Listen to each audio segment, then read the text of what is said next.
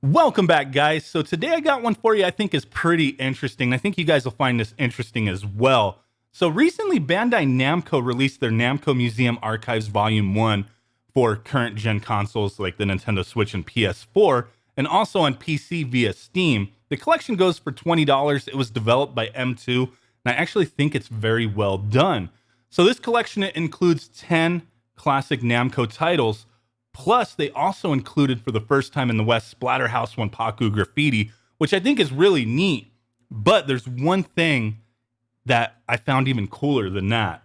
They created a brand new 8-bit demastered version of Pac-Man Championship Edition for this collection. And it's really cool. But the weird thing, and the neat thing, not really weird, but the cool thing is that this game actually runs on original Nintendo hardware on the NES or Famicom. I was blown away by this. So it's not just a game they created that can only be played on PCs or via current gen hardware. It's an actual NES game that they made brand new. And it's been extracted from the PC version of this collection, and it runs on original hardware via flash cart or on MiSTer the FPGA project, or you can emulate it with an NES, emulator, Famicom emulator, via things like RetroPie on the Raspberry Pi, and I am finding this game to be awesome. So I loaded it up on my flash cart, been playing it on my NES, I tested it on MiSTer, and it plays amazingly well. I mean, I'm really familiar with Pac-Man Championship Edition. I think it's an awesome game, but to see it running on the NES, I'm just blown away. The music is fantastic, the graphics, how everything flows. I'm just surprised, to see this run on an NES. It's just amazing. So in this game, they have a couple modes. They have normal mode and then extra mode. And then there's some options here.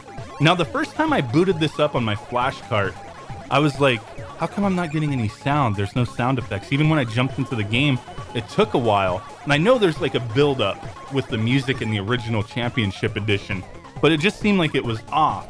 Well, I enabled all the expansion audio on my NES. I do have a high-def modded NES, and once I did that, I got all the audio and whatnot. So if you're going to play this on an NES, keep that in mind. The expansion audio, if you don't have access to expansion audio, you're not going to get all the sound and music in the game. If you play it via other means, you'll be okay. But back to the options. So in the options, they have achievements, which I found really neat. You can actually unlock achievements within the game. There's some ranking for both the normal and extra mode where it saves your ranking there. And then you can also replay your normal and your extra playthrough. Whatever you played, you could just watch it, spectate your previous playthrough. I thought that was really cool. And then they also have a sound test that you can just listen to the sound and the music.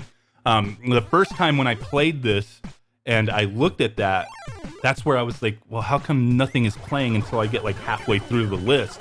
So that's why I point out the expansion audio stuff. If you don't have access to that on original hardware, you're going to miss out a little bit. But still, regardless, it is freaking fun to play.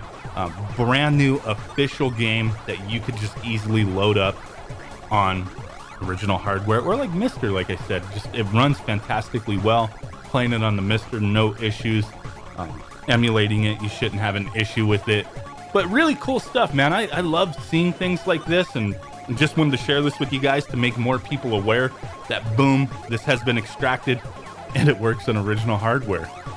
Wow, really cool stuff there, guys. So hey, really appreciate y'all hanging out with me. And with that said, I will catch y'all next time. Peace out, bye-bye, and boom. Bye.